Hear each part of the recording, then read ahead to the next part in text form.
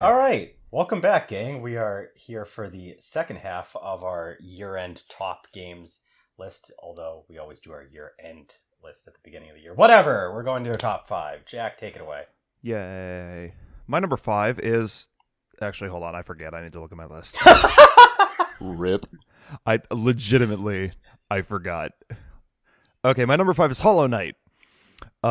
This is a game that technically came out last year, but it was released on the Switch for the first time in 2018. So, and that's the version that I played. So, yeah. Hollow Knight is a Metroidvania game. Everybody says, "Oh, this is the Dark Souls of Metroidvania games," and they're kind of not wrong. Actually, it is pretty Dark Souls-esque. But I mean, otherwise, it's a fun Metroidvania game that has a. I really love the atmosphere. It's very dark and spooky. Maybe a future Spookfest game. I don't know.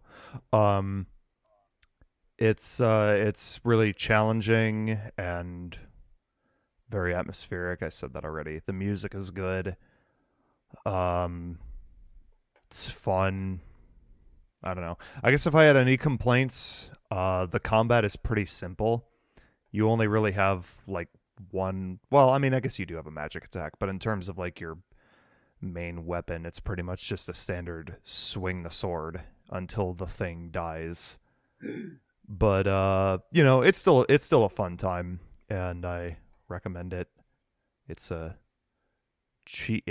I mean, it's cheap by today's indie standards, so go for it if you haven't already. All right. My number five is Kirby Star Allies. Um, Basically what was already said about the game. It's good.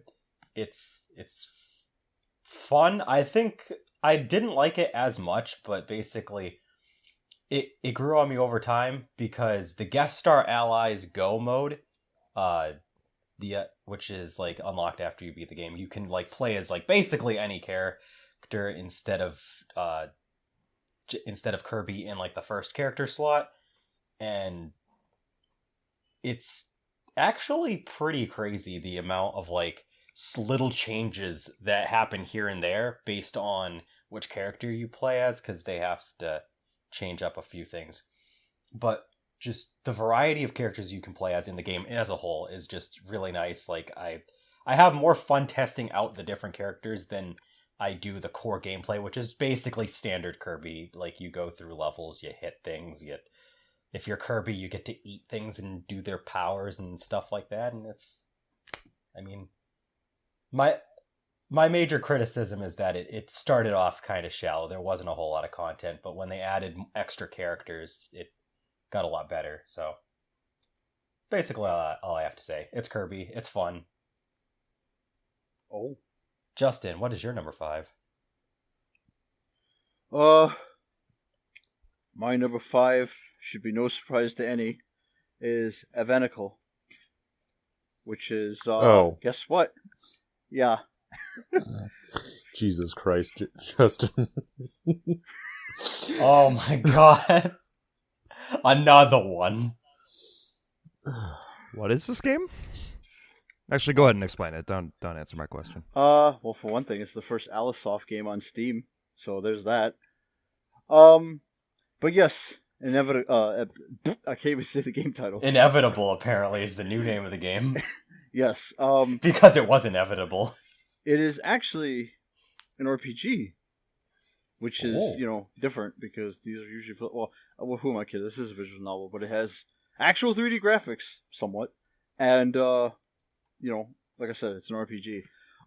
So the biggest draw for this game, besides the fact that it's Alicesoft, because I love Alicesoft, is that they are not Senrens. They look like Senrens, but shh, don't tell them that. But beyond the obvious art style, it has a lot of the Alicesoft charm that people have come to know. Well, at least for those that actually play Alicesoft games, which is the quirky humor underlined underlined by a bunch of really dark tones.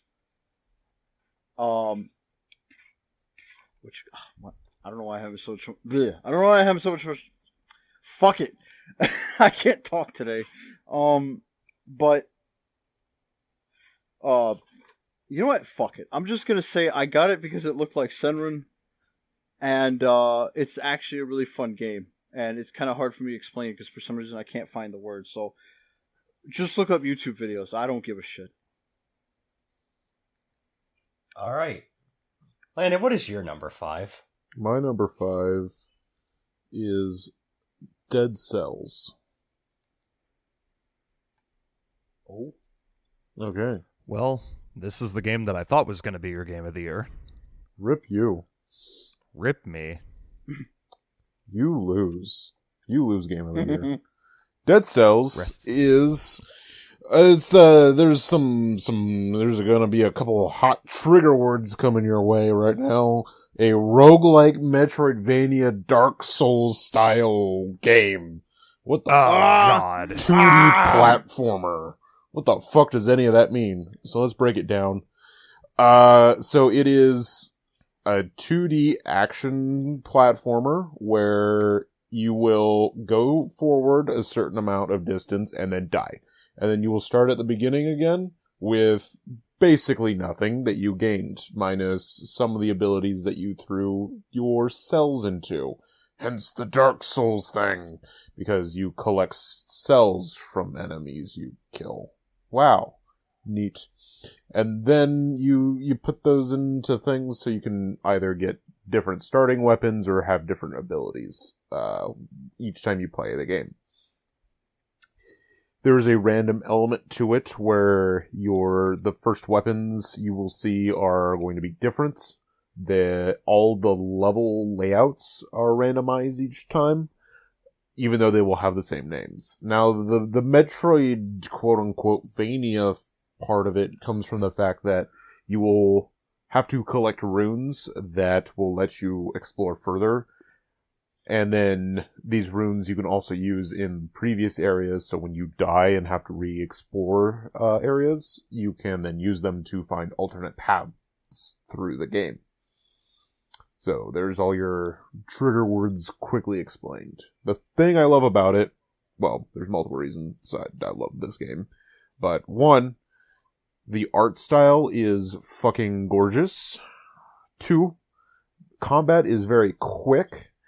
And 3, the game lets you play around, or it forces you to kind of think about situations, and you are given a decent variety of stuff throughout your playthroughs in terms of weapons. So there's different bows, different melee swords, whips, you get turrets or fireballs, and then there's like upgrades or like, different augmentations to these items.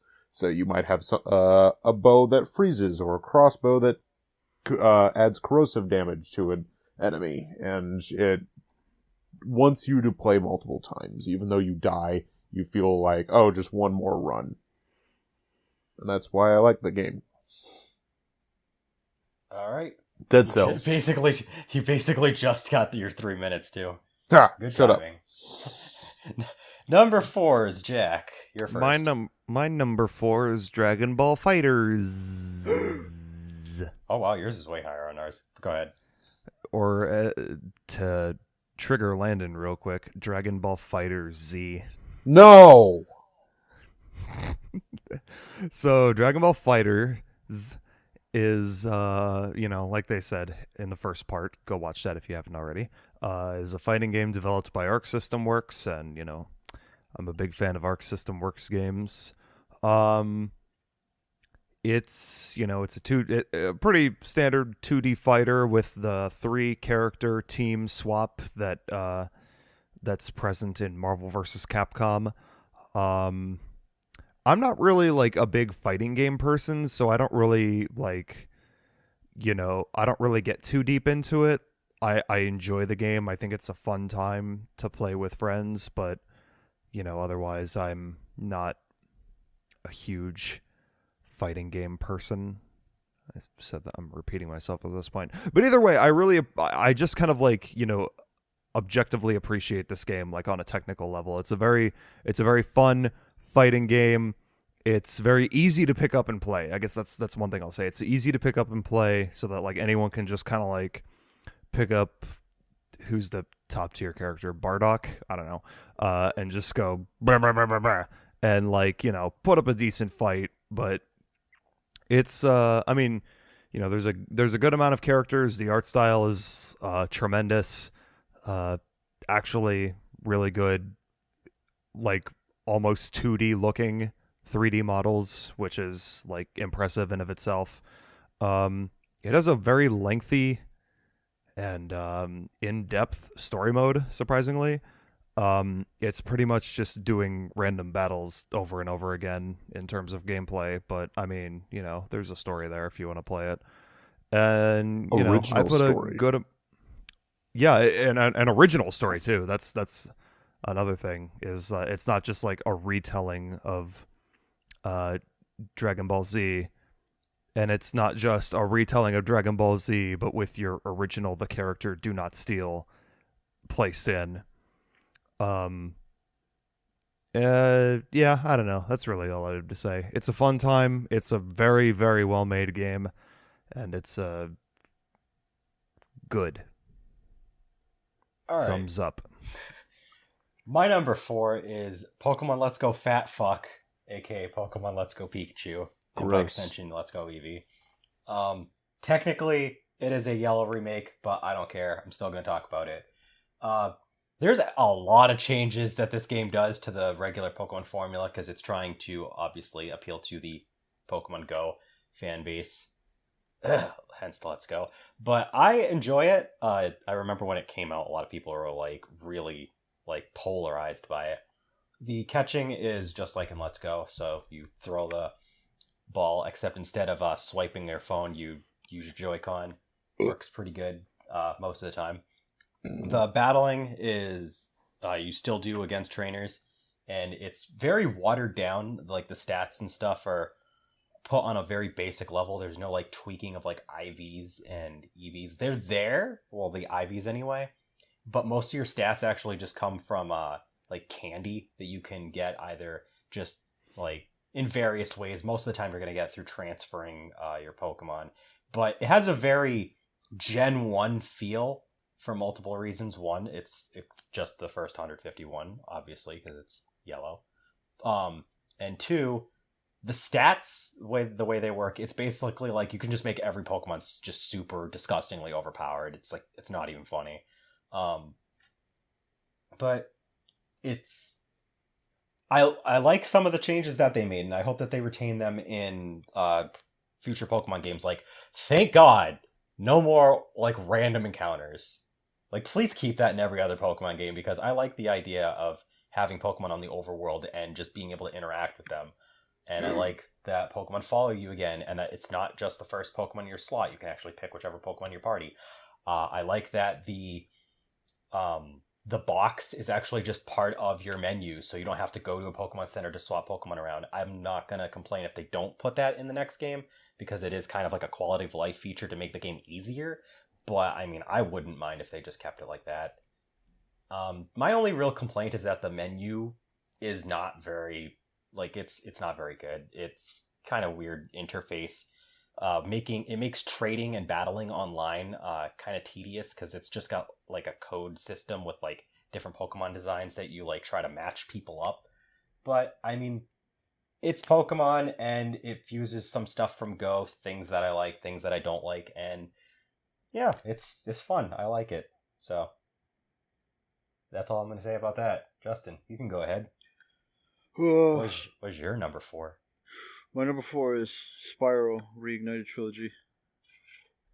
Because I'm still a fag for Spyro, because I'm an old fuck.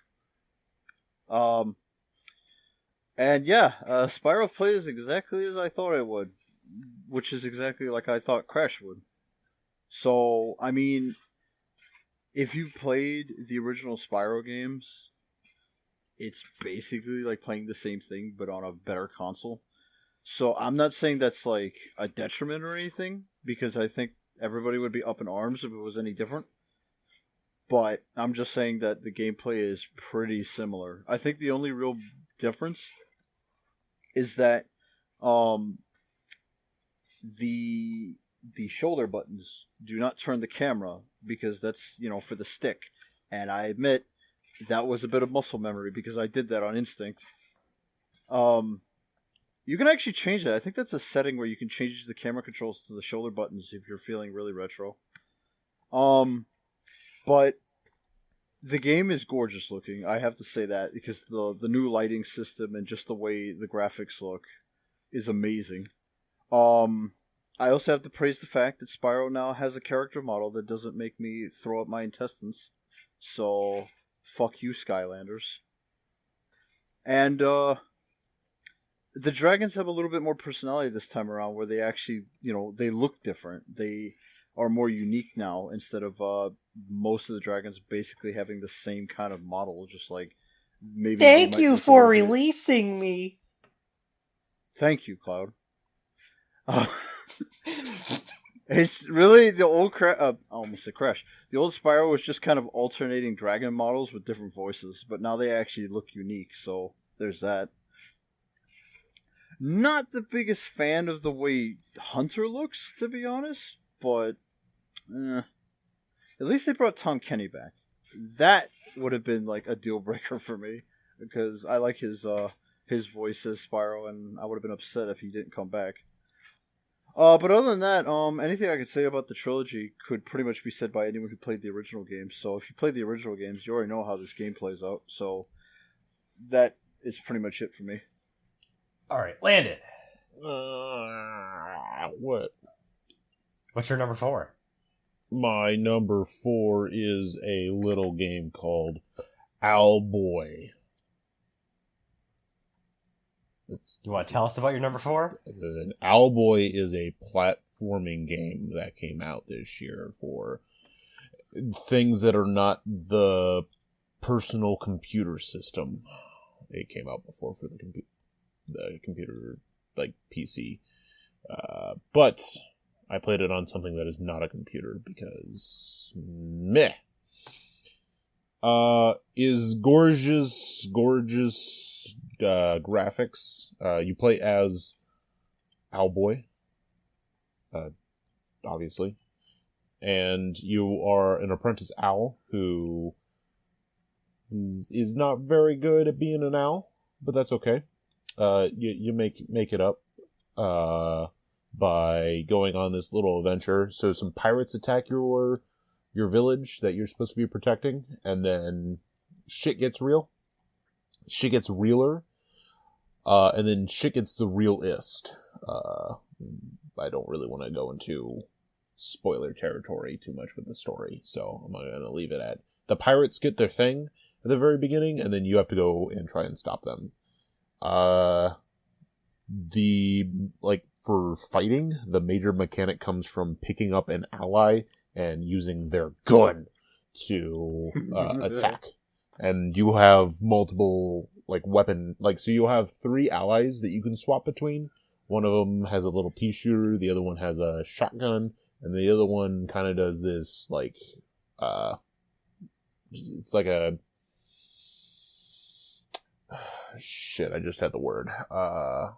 It's like a claw thing that you're able to grapple with, a grapple hook, if you will. All the 3 different allies are really fun to use, and it's really easy to swap between. Level design is excellent, music is excellent, graphics are 2D graphic sprites, never better. Owlboy. All right. So we're moving on to our top 3. Jack, why don't you give us your number 3? Oh God, it's my turn. Oh God, I'm unprepared. Oh God. Oh God, I don't have a number 3. I didn't think we would get this far. Oh God. You don't have a top 3. Oh God. Oh God. Oh, my number 3 is Super Smash Bros. Ultimate. Gross. Oh. I'm sorry, Landon. but I'm not sorry at all, actually. Super Smash Bros. Ultimate is the latest edition in the Super Smash Bros. Series, releasing on the Nintendo Switch on December 7th, 2018. I don't know why I'm being so exact about this, but whatever. I've been drinking a little bit. Don't tell anyone. But anyway, yeah, this game is really fun. Of course it is. It's a Smash game. It looks great. All the characters are great. The new characters they've added are great. The game has a single player, and at first, I didn't like it very much. Like the World of Light, I was like, this is kind of repetitive, and I like the attention to detail and like the fights, but like overall, it's just fights over and over again. And then, excuse me, sorry. Before I knew it, I had fucking 25 hours put into the goddamn World of Light story mode. And yeah, no, it's a I still don't like it quite as much as the Subspace Emissary in Brawl, but I mean, shit, I put 25 hours into it. It's a bit overly long, but I mean, it's something. The fact that they've put an effort into the single player in this game, I'm happy for that alone. It says more than they ever did about Smash 4. Oh yeah, Smash 4's single player is fucking garbo. But anyway, the game itself is really fun. Like, I mean, of course it is. It's a Smash game. I don't need to say anything else. There's so much content in this game. There's 69 characters if you don't include Mii's. 72 if you do. There's like a shit ton of stages containing almost every stage in the series and like a buttload of music tracks. It pretty much has anything you could want in a Smash game, short of the Subspace Emissary and I guess the target smash or like break the targets from Melee. But I mean, overall, it's a fun time. It's a great game. Thumbs up. They did it again. All right. My number 3 is Super Mario Party. So Super Mario Party is a return to form for the Mario Party series. It goes back to the roots of the old games and tries to really figure out what worked, go back to what worked, tweak it, make it more modernized. I really like it. I really like the approach that they did here. There's a nice cast of characters across the Mario universe that you can choose from. But obviously, I'm just going to pick Rosalita 9 times out of 10. The minigame set is actually really fun, and I will say this. So, Mario Party games have had some pretty obnoxious minigames because, like, you'd have to spam the A button as fast as you can, or for fucking God's sake, the first Mario Party game where you had to fucking rotate the stick around, and that left me with a lot of thumb sores. But the minigames are really easy to play, and I like that because it got me to get friends to play that would never pick up a video game or haven't picked up a video game in many years, which is something that Mario Party games are supposed to do. And I don't feel like they've actually been able to do that for a long time. But my mom played Mario Party with me and my girlfriend, and it was so fucking fun. The boards, I wish there was more boards for the actual like core Mario Party mode, because there's only 4. They're well designed though. There's a lot smaller than previous games, but the compactness actually makes it so that the gameplay is a lot more streamlined. The different spaces you can land on are all pretty cool. The items are they work. They're pretty good. I really like the survival mode that they added. That's not part of the. It's like different. It's separate from the Mario Party mode, where like you're on a boat, and instead of these mini games that are versus each other, the 4 players are actually supposed to work together. So all of the mini games are unique to this mode, and you have to try to do as good as you can to get time extended so that you can make your way from one end of the map to the other. And there's branching paths, so you can go one way or another way. So it adds replay value too. Overall, that my only other complaint, other than it being like there not being enough boards is that the online is lacking. It's basically just mini games. At least it's there, but I hope that they improve on it and they actually make like full-fledged online mode for some Mario Party game, if not this one in the future. But I'm running out of time. Basically, it's Mario Party. It's back to its roots. It's fucking fun. It's great. And I actually absolutely recommend it for anybody who needs to play with a group of people. Oh. Justin, what's your number 3? My number 3 is Beards of War. So that basically means that Atreus is the weakest character because he doesn't have a beard. Rip him. Boy.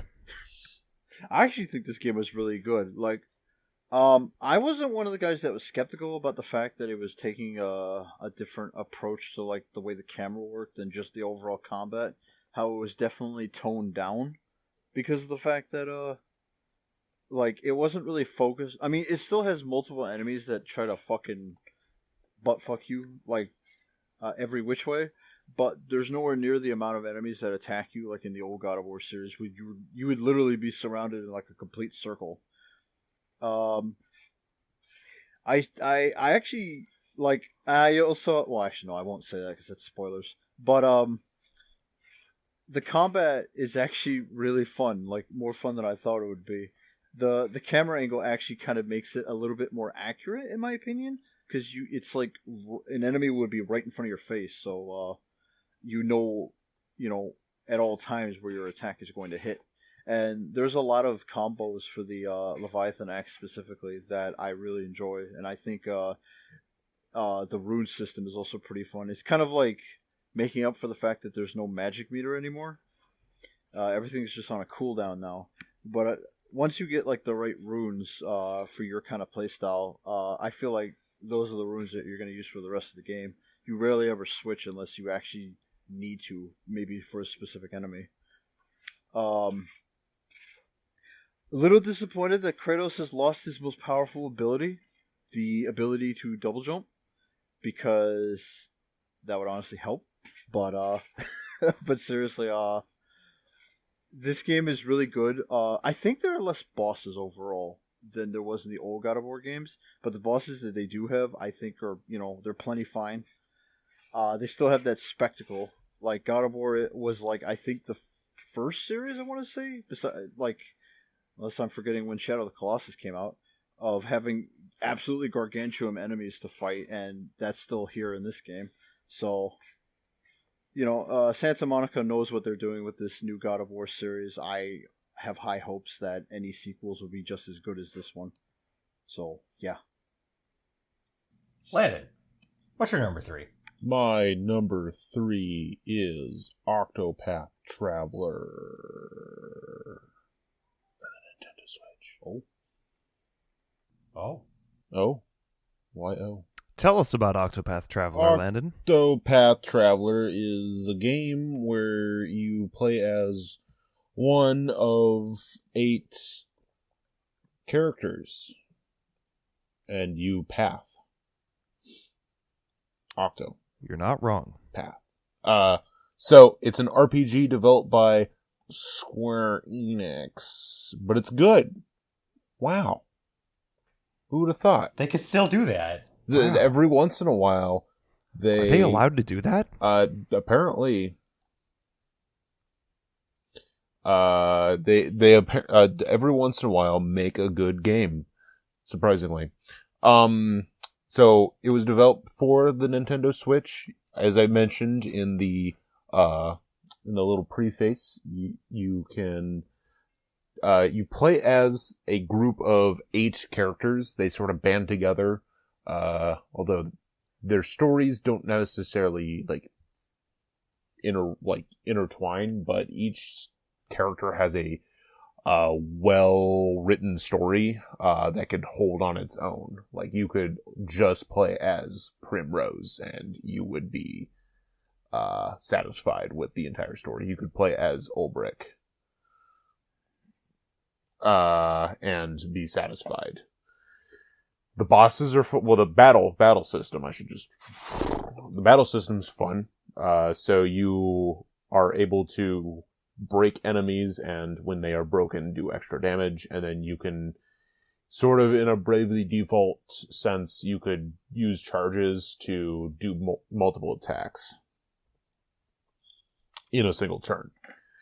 And being able to navigate the skill and strategy required with that in certain boss fights or just plain old fights, is excellent, and I love it. The artwork is sublime. The music, holy god hell, the music. It is really good. I love it. It gives you that sense of golden age RPG, but also having that modern flair, which is every sense of this game is trying to be. And I just love all the little lore that pops up in between different stories, and I love the world, and I hope Square actually makes another game for Octopath Traveler. That's it. All right. Is on that to our number 2s. That was exactly 3 minutes, actually. I'm impressed. Go ahead, Jack. You're number 2. Good G. Good G. Good G. My number 2 is here. I'll give you a hint about this one, guys. See if you can guess it. Okay. It's a game that came out in 2018. No way. You're Okay, you're bullshitting here we go. me right now. Here we go. Here's another hint. It's a game I played in 2018. This is Damn. bullshit. You can't be lying to me like this. Okay. It's a game that came out in 2018, Mm-hmm. that I played in 2018, Mm-hmm. that I Let's Played in 2018. Oh, okay, all right. I think I see where this is going. My number 2 is Night in the Woods. Night in the Woods, if you didn't watch our LP, which you probably did because we have one viewer. Hi, Katie. I have like 2. Night in the Woods is a side-scrolling adventure game where you play as Mae Borowski, who is a recent college dropout, exploring your hometown and talking to your old friends and all that good shit. If you want to know more about it, just, watch our LP or play it for yourself. I'd recommend playing it for yourself first because it's a fucking fantastic game and I love it. The art style in this game, I love. The music in this game, I love. The characters in this game, I fucking love the characters in this game. They're all so good. The writing in this game, I love a lot of things about this game. That's why I LP'd it, honestly. But do you love overall, I really don't have a lot of bad things to say about it, except like the key thing that stops this from being my game of the year is the fact that there's not a lot of gameplay. It's pretty much just like a side-scrolling walking simulator. And, from a storytelling point of view, it does a good job of telling the story that it wants to tell, and it does a fucking great job. But, in terms of gameplay, there really isn't much. You kind of just walk around and talk to people and occasionally play bass. It's not that there's anything particularly wrong with that. I just like to have a little more game in my games sometime. But still, though, it's a fantastic experience overall. I love this game. It technically came out last year, but it came out on the Switch this year, which is why it's on my list. And yeah, it's a great time, and I love it. All right. Oh boy. The end. I know Jackson. My number 2 is Spyro Reignited Trilogy. I cheated again, but so did Justin, so that's okay. Basically, everything that Justin said, but I'm also going to add a bunch of things that he didn't say. Besides the graphics being gorgeous, what did he not say that I wanted to address? The music is, you have the original music by Stuart Copeland, which fucking amazing soundtrack, by the way, but you also can choose to have this remastered version of the soundtrack, and you can either also choose to have it dynamically range based on how much action is going on, which is a nice touch. Like, it's not for everyone. There's some people that like that. I don't really care. I just put on the freaking original music and blasted that shit as loud as I could. But it's a nice option. And one thing that took a little bit of getting used to is Spyro's gliding and hover is a little bit different than the original games. He descends a little bit faster, and the hover carries a little bit more distance. But overall, it doesn't really change the platforming much. You're still going to be able to get to all the platforms that you normally would. There's a few tricky jumps here and there that are different from the original trilogy because of the fact that this small change. But otherwise, he controls just as well as you remember him. Game is fucking gorgeous. Like, just playing the game and revisiting all these worlds in glorious high definition with these beautiful textures and coloration and lighting and everything, it just makes my dick hard almost. Whoa, Dave. I just want to Dave. get that out of the way. But it's just an insanely good value. Like, if you like a nice little relaxing 3D platformer, or you played Spyro, like, it's a $40 value for 3 games, and it's gonna take you a good like 20 to 25 hours to finish the whole thing, like 100%. And I mean, I'm almost 100%ed the entire package, and I'm probably gonna go back and replay it again after that. So yeah, Spyro Reignited Trilogy. I was excited for it because of the Crash. When Crash was announced for a remaster, I wanted a Spyro one. I'm so glad it finally happened. That's all I got to say, though. Justin basically covered everything else. So, Justin, you can go ahead and give us your number 2. My number 2 is Spooderman. Now, there's 2 reasons why it's this high on this. One, Insomniac Games actually, in my honest opinion, managed to make a game that I think is on par with Spider-Man 2, which is considered not only the greatest Spider-Man game of all time, but I think the greatest movie game of all time. But the second reason is also because I have a huge bias for Spider-Man, because I have liked Spider-Man ever since I was a child. Spider-Man has always been like, because I always had 3 favorites. It was Spider-Man, it was Iron Man, it was Hulk. But Spider-Man was always the top for me, mostly because I like spiders. But on top of that, the game is actually fucking phenomenal. Like, everything that you could ever hope for in a Spider-Man game is there. The controls, I mean, that's probably like the only gripe I have with the game, is that, like, Spider-Man is a little jittery in the sense that he's not like impossible to control, because the web swinging is fucking fantastic. But it's the fact that sometimes precise jumps, like if you want to land on a specific part of like a roof or something, you can sometimes miss it just because Spider-Man maybe jumps a little bit too high, or maybe he just doesn't jump far enough. It's really just like a tiny gripe that honestly doesn't really affect the game at all, in my opinion.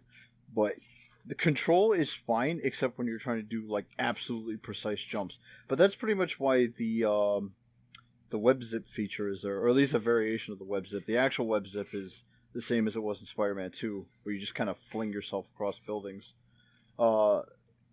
Because there's a function where, like, if you want to get somewhere like exactly, you can like manually aim at it, or just have it auto aim and then hit the L and R2, and then you'll just kind of zip across. But the bosses, like, I actually did not know that they had as many old Marvel villains as I thought they would, because I thought the main focus was going to be this the guy that they always featured in the trailers. Apparently his name is Mr. Negative. I don't remember that name ever showing up in the game itself, so I don't know. I don't know where that information was. But yes, you got Shocker, you got Scorpion, you got Rhino, you got all of them. Well, almost all of them.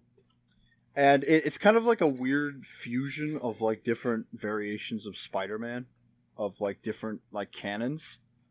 So it's kind of open ended in the sense that you don't really need to know like the comics and shit to actually know, okay, where the fuck is Spider-Man right now? Like, what's he doing? What's his current situation? You know, it's set up in a way that you can comfortably kind of put yourself into it. But to cut things short, because I can talk for like an hour about Spider-Man, it is a fantastic game. Insomniac has proven that they are worthy of making future Spider-Man games, and you know, Marvel better not fuck this up. All right, Landon, what's your number 2? And tell us about it. Before that, I'm going to win Game of the Year right now. Oh no! No, stop that. Nope, I'm going to win Game of the Year right now. Jack, No. Your number 1 is my number 2. No, fuck you. Yep, it's happening. Clouds fuck is you. a bad first-person game, and Justin and I have the same number 1. I win. No, fuck you. Nope, I win. Stop that. It's too late. I already won. Ah. All right, now that I get my trophy out of the way, Jack's Game of the Year is Celeste. Celeste is a really good platformer game that came out this year, and I love it. It's also my number 2. That's why I'm talking about it. Tell us more about it, Landon. Okay, thank you. Where was I going with this? What do I want to say about it, Jack? I don't know. Talk about the good things. Okay, the music's good. The music's really good. It has a really good soundtrack. It has really great level design. The platforming's tight. Thank you for that, Jack. Thank you. Jack gave me a middle finger. The game is about the story. The story has to do with personal turmoil, and talks about themes of depression and the like, but it does it in a fairly good way, introducing the Shadow Realm, or the Dark World from A Link to the Past, where we have what's her name again? I'm blanking on it right now. Madeline. There we go.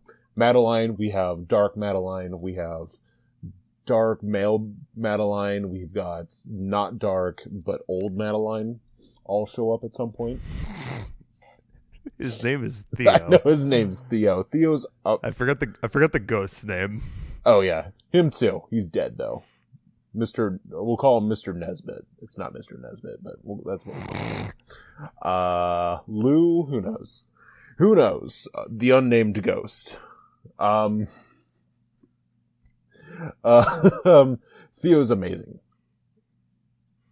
That's all I have to say about it. What else? The graphics are great, and I'll let Jack take it from here. Fuck you.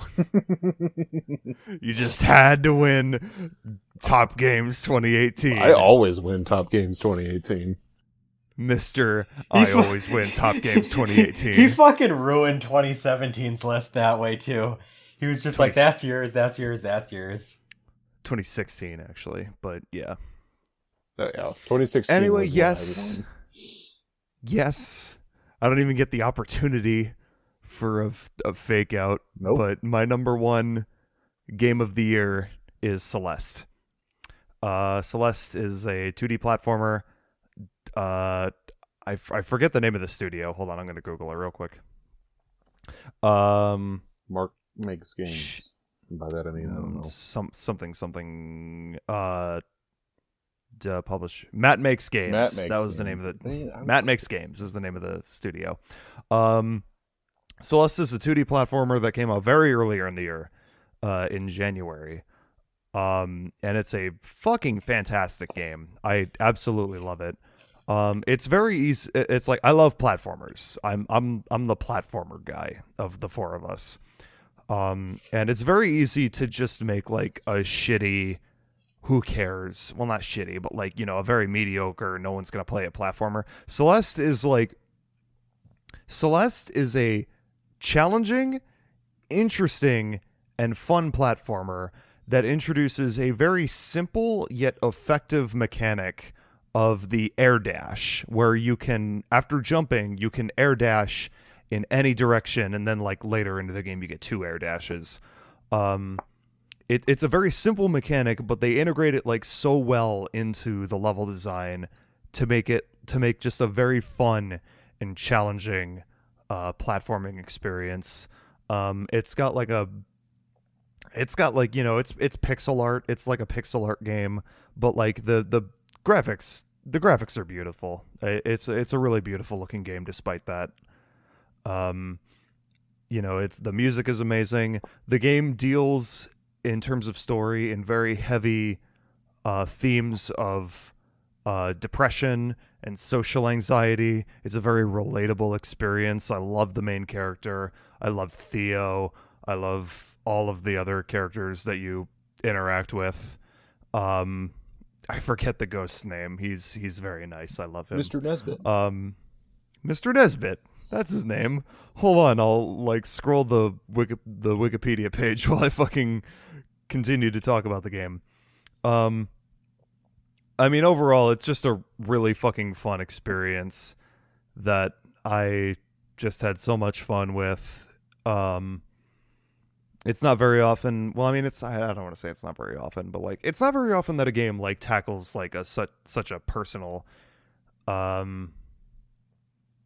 like, I don't know, problem, deficit, etc., such as depression or social anxiety, and tackles it so well and makes it so relatable.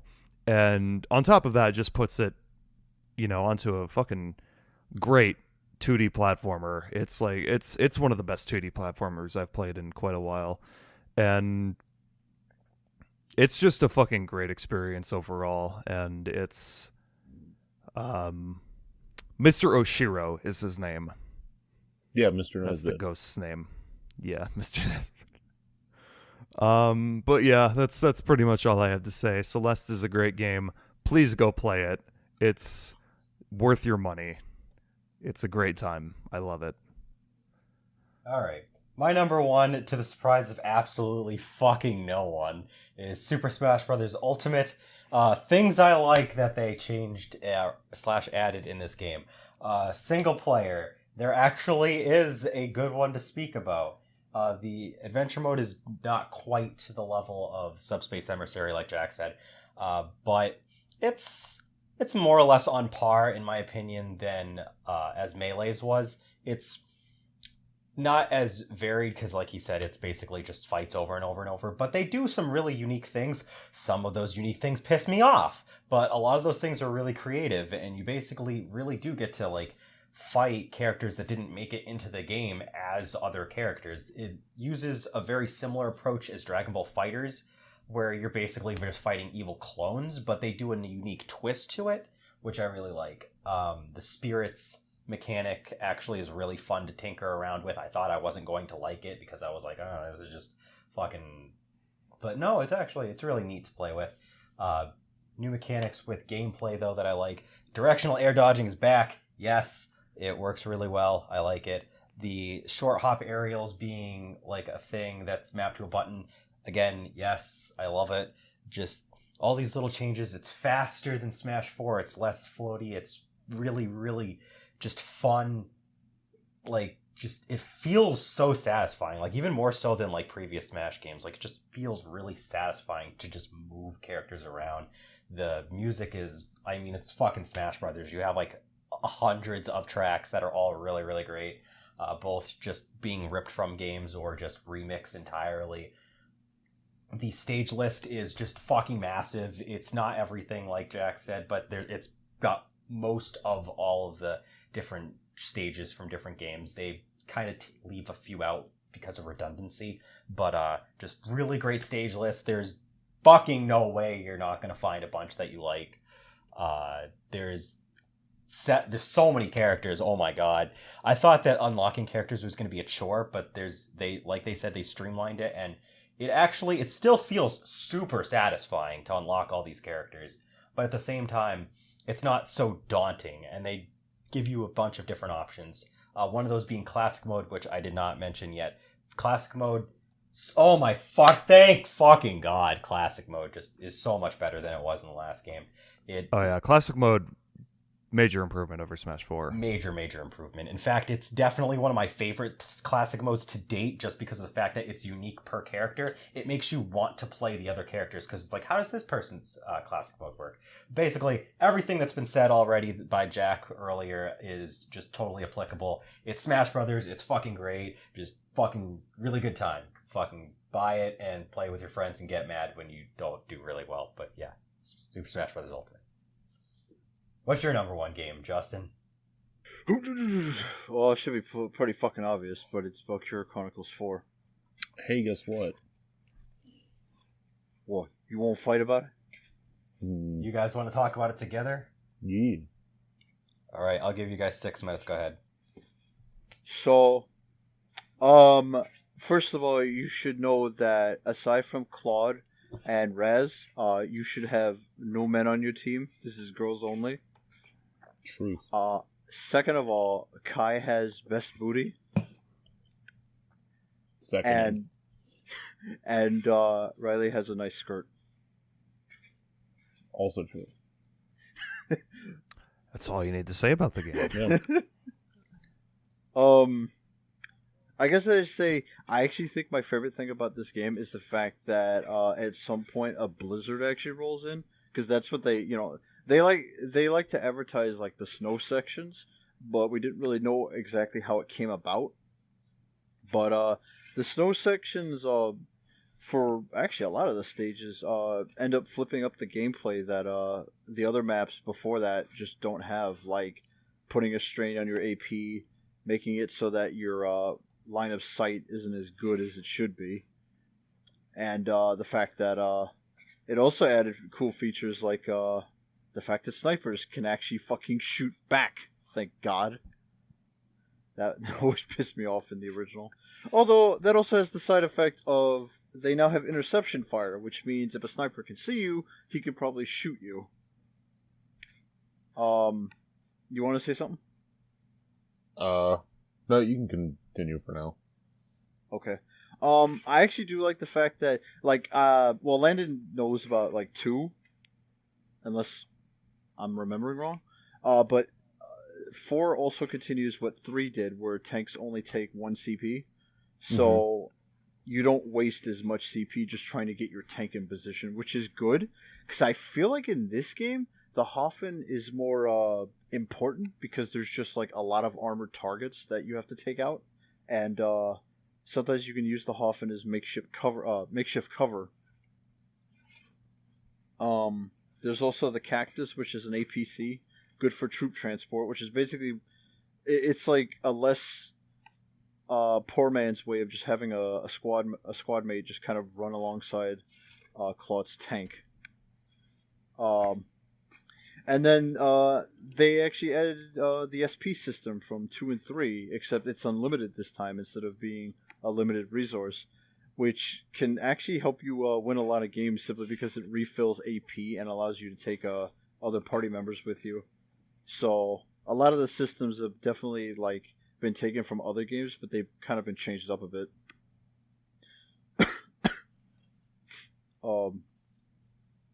And the mortar class is actually really fun, or Grenadier.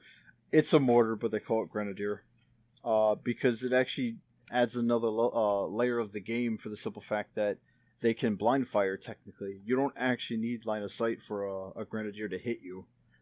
So as long as somebody can see the enemy, a Grenadier can always get a shot off, which makes the game a little bit more strategic when it comes to killing enemies that you can't see properly. Now, do you want to say something? Sure. I'll go with the story and the presentation stuff. Okay. Story-wise, the game is taking place the same time that number 1 takes place, Valkyria Chronicles 1. but you're playing from the point of view of some Federation soldiers, specifically the Ranger Corps. Course. Words. Corpse. Yeah. It's a dead human carcass on the side of a road. They are an elite squadron, and they're tasked with storming up into the capital of the Empire and defeating them. But oh no, things don't go as planned, and things get sidetracked. Oh, my head's spinning. Thanks. Gee, that's too bad. So there's some side steps along the way, and they end up running into the Navy and join them up and finish up the mission, basically. There's some little callbacks to number 1, where a lot of the people are from Gallia, which is the country where the original one takes place. And there's some mentions to the war there, and some DLC where you can actually interact with the original. Yeah, Squad the 7. original. Yeah, the original Squad 7, which is nice and very enjoyable. As far as like character-wise, I think all of the characters are written extremely well. This time around, we get squad stories, which go into sort of a snapshot of several different squad members, like something that happens to them, and you have some excellent, like, the writing's excellent, and it's shown through, like, amazing in these parts. Mm-hmm. Visually, the game uses the Canvas engine, which is the first time we get to see it since the original one came out back on, PS3 days. The game looks spectacular, showing that this is an engine that should be used more often. And then musically, the game is very well done. It's a great soundtrack. It also makes some of the larger maps more spectacular to look at, because I honestly think the first real look at the Canvas engine truly in action and just the scale is was it Ziegfall? Yeah, the Ziegfall line. Because that's basically just a giant fortress just shooting all over the place. Yep. It gives you that sense of large battles as well as the more smaller, compact battles through alleyways and in cities. But then you have those massive battlefields where you are going up against a platoon of tanks. So it gives you both sense. And it does the winter, like you said before. It uses the weather is a big part of the game. And utilizing that to your advantage in the maps is important. I'm trying to remember, is it the blizzard or is it something else that slows down your actual movement? There's the blizzard. If you're walking in heavy snow as well, I believe. Just heavy snow. Oh yeah, that's the thing. But that's all I've got. So there you go. All right. Yeah. So that was our top games of 2018. There was quite a lot of variation actually in our lists compared to last year, especially. As always. Once again, Landon wins top games. Is the variation just because I have fucking 2 technically erotic games here? I do want to admit, I think we did a really good job with this list, the way that we presented it. We were really concise, but we still gave a lot of detail. Hopefully, some of these games were games that you weren't originally thinking about playing, but based on what we've said, maybe you want to play them now. But yeah, thank you for joining us as we always do. We've got... It has. The anticipated games list hasn't gone up yet, has it? It has already. Check that out to see what we're looking forward to for the next year. As always, drop a comment below. Let us know what your favorite games of the last year were. And we'll see you this time next year for 2019. Yay! Take care. Bye.